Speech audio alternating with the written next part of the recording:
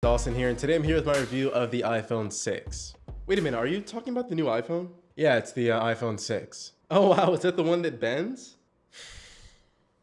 So obviously this phone has had a ton of hype like most Apple products do, but this is actually my first time owning an iPhone and I actually really like it. So this is the new iPhone. It's bigger yet slimmer, simpler but more curvy, but overall it still has a very familiar look to it. Now it's not as flashy as something like the 5S, but that's not really a bad thing at all. In fact, I have a love-hate relationship with this design. For example, the antenna bands and the protruding camera on the back. They're not the prettiest, but I got over them pretty quickly. On the other hand, this is one of the best feeling phones I've ever picked up. The back is completely aluminum and the edges are rounded along with the screen on the front, and it just feels so good to hold. But wait, there's more. You're gonna drop it.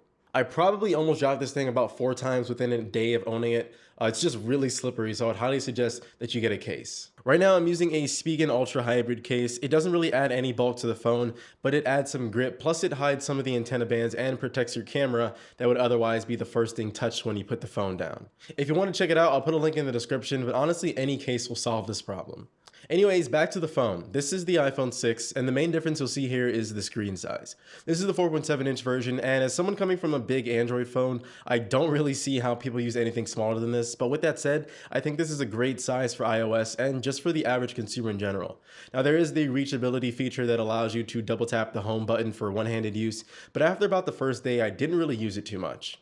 Now the display is just above 720p, and while that's not anything revolutionary, it still looks pretty good. Colors are good and it's a really high quality panel, but it's probably not the best on the market like the Retina display used to be.